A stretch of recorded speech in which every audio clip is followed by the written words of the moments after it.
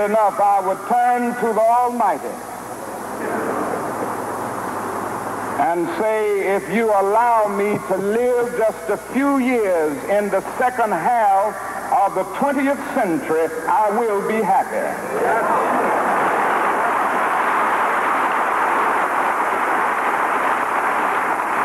Now, that's a strange statement to make because the world is all messed up. The nation is sick. Trouble is in the land, confusion all around. That's a strange statement. But I know somehow that only when it is dark enough can you see the stars. Las circunstancias actuales ponen a la humanidad al borde de entrar en una guerra general, una guerra que tiene todos los elementos para ser una de carácter nuclear, de la que muy probablemente la mayoría de la población no sobreviviría y los que pudieran hacerlo se encontrarían en condiciones tan deplorables que hasta llegarían a pensar que hubiese sido mejor morir. Y aunque esa es la cruda realidad del mundo, que se suma a la peor crisis económica física de la historia, y mucha gente, a pesar de todo lo que pasa día a día, prefiere negar esa realidad, es evidente que estamos en ella. Aún así, teniendo plena conciencia de lo que pasa, nos atrevemos a decirte que negarlo o deprimirse no son la respuesta, sino que debemos de estar contentos de vivir en este momento de la historia, de tener esta inmensa oportunidad, y en este informe te explicaremos el porqué.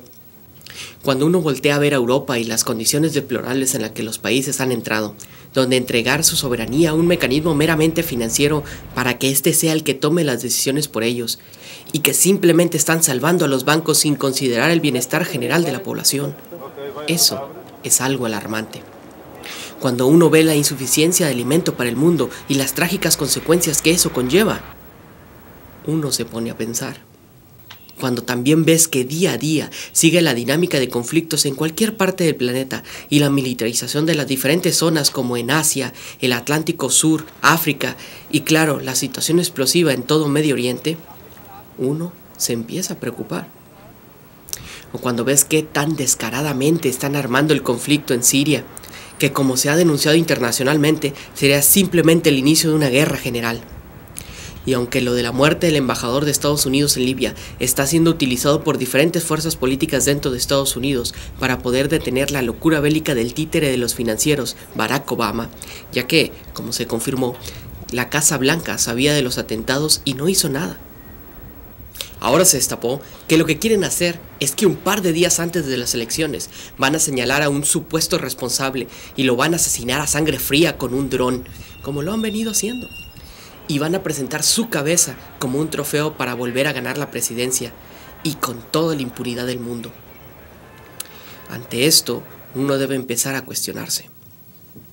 Pero definitivamente, cuando ves el mapa del cómo Estados Unidos y la OTAN están encerrando a Rusia y a China, y cómo ante esto los dos países han hecho muchas declaraciones y acciones para tratar de hacer públicas las amenazas y hacerlos entrar en razón en cuanto al peligro que realmente representa un conflicto nuclear como el que quieren armar, uno definitivamente debe de preocuparse. Como vemos, existen varias situaciones aparentemente particulares y de diferentes niveles de conflicto, pero con la misma raíz, la de iniciar a como dé lugar una guerra sin importar las consecuencias. Pero a pesar de que todo esto es alarmante y casi inminente, aunque parezca paradójico, existe un motivo por el cual estar contentos, pues esta situación nos responde la pregunta clave del ¿por qué están tan desesperados en iniciar un conflicto de esta magnitud sin importarles las trágicas consecuencias? La respuesta es más simple de lo que uno piensa, porque su caída es real. En la historia, muy pocas veces encontramos circunstancias como las actuales, donde la gente se empieza a cuestionar la aparente realidad. Hoy en día, nos encontramos en una situación donde esas características están imperando, donde ante el fracaso de lo que nos quisieron imponer como esa supuesta realidad, ahora solo un loco podría someterse a ella. De nuevo, toma el caso de Europa. La gente se da cuenta de que las medidas económicas que les quieren imponer no van a funcionar. Ya la gente no se cree el cuento de que hay que darles tiempo. Ya no hay tiempo. Pero ese despertar de la gente, de no creer en lo preestablecido y de lo que la figura de autoridad dicta, hay que aprovecharlo para poder hacer verdaderos cambios, cambios trascendentales. Esa situación no debe de quedar en un mero descontento, sino que hay que cambiar completamente la forma de pensar que nos llevó a la situación actual. Eso es a lo que el poeta alemán Friedrich Schiller llama un tiempo grande, donde las condiciones histórico-sociales están dadas de tal forma que garantizan que el cambio que harás será de trascendencia histórica. Sin embargo, Schiller también se lamenta de que tiempos grandes se han encontrado con gente pequeña. Es decir, periodos históricos que pudieron aprovecharse, pero que la población no entendió la gran oportunidad que tenían ante sí, y por lo tanto, esa oportunidad se perdió. La oligarquía sabe que eso ha ocurrido en la historia. El asunto es que nosotros, los ciudadanos de las naciones, lo tenemos que hacer consciente y entender la gran responsabilidad que tenemos en nuestras manos. Pero tomemos un ejemplo histórico para poder entender a qué nos referimos. Muchas veces hemos escuchado sobre el llamado Renacimiento. Ahí es donde se dieron las grandes mentes de la humanidad, cuyo emblema es el hombre universal personificado por Leonardo da Vinci, que avanzó en casi todas las disciplinas del saber humano. Pero él no fue el único, hubo varios más. Paolo del Pozzo Toscanelli fue uno de ellos, también conocido como Paolo el Físico, ya que era el calificativo que se daba a los científicos de la época. Filippo Brunelleschi, el gran arquitecto, y Nicolás de Cusa, una de las mentes más brillantes de la historia de la humanidad. Estas personas hicieron los grandes adelantos en el arte, las ciencias, la filosofía, entre otras tantas cosas que son utilizadas hasta hoy, pero que en gran medida también fueron la base de las sociedades modernas. Pero si uno ve la historia en base a meramente cronología, como hoy en día se enseña, no puede entender la realidad del impacto que esto causó para el mundo. ¿Cuándo empieza el Renacimiento? ¿En qué año? ¿Acaso fue cuando la madre de Leonardo fue concebida? Obviamente no. Las cosas no pasan en intervalos de tal año a tal año, sino en una completa interacción. Por ejemplo, el Renacimiento se está orquestando en medio de lo que ahora llamamos el oscurantismo. Ese periodo de la historia donde la civilización estuvo a punto de desaparecer, donde la peste negra se desarrolló a tal grado que hubo ciudades donde murieron más de la mitad de la población. Esa situación de crisis social llevó a una desesperación y degradación total, como lo describe el poeta Boccaccio en su libro El Decamerón. La peste proliferó tanto y tan rápido gracias a las medidas de austeridad que los banqueros de Venecia, la oligarquía de aquel entonces, implementaron. Después de entrar en una devastadora crisis económica por su sistema de usura y armar guerras religiosas por todos lados, llegaron al punto de colapso total de su sistema. Para intentar sobrevivir, aplicaron al más puro estilo del FMI, imponerles medidas de saqueo a las ciudades, reinados o feudos que tenían deudas con ellos, diciéndoles: no me importa qué tengas que hacer, a mí me pagas. Así, se dejaba de alimentar a la población, de dar servicios de sanidad y educación, entre otras cosas. Todo para poder obtener dinero y pagar las deudas usureras ilegales, sin importarles nada más. Al dejar a la gente sin buena alimentación, sin sistemas de sanidad, atención médica, etc., la peste encontró un excelente caldo de cultivo, que llevó a casi la desaparición de la civilización. Pero aunque parezca increíble, es en medio de esta situación crítica donde se gesta el Renacimiento.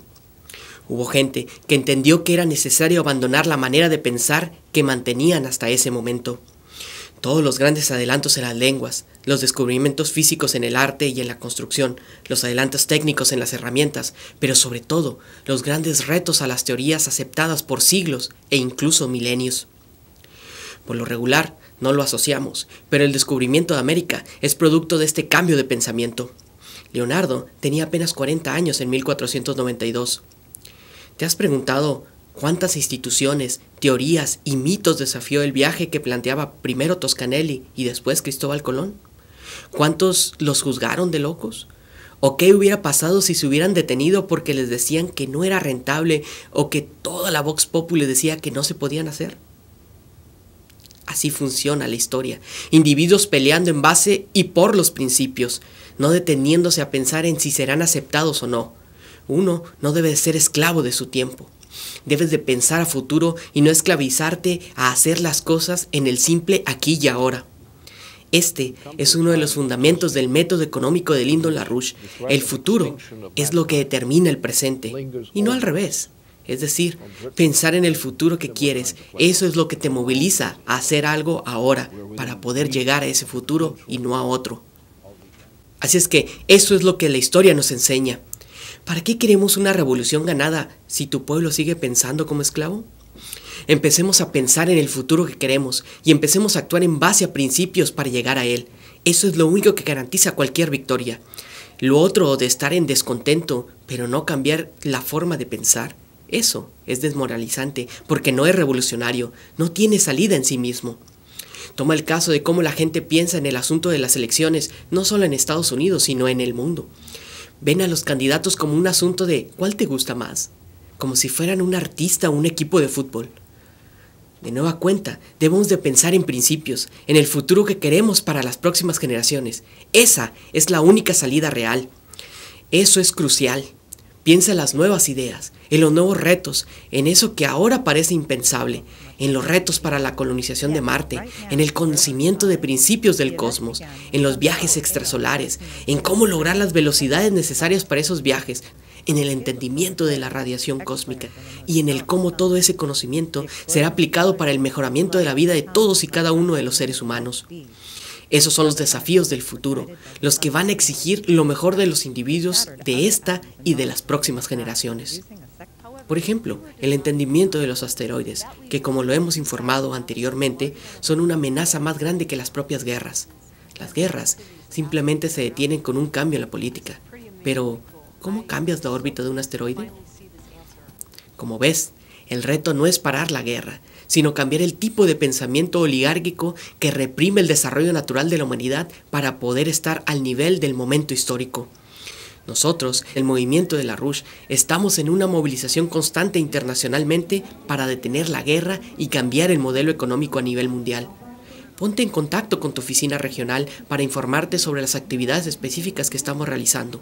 Conoce nuestras propuestas económicas que puedes encontrarlas en nuestras páginas de internet. De la misma forma, te recordamos que la discusión política más avanzada y necesaria se dan en las videoconferencias en vivo que Lyndon LaRouche está realizando todos los viernes hasta las elecciones de Estados Unidos.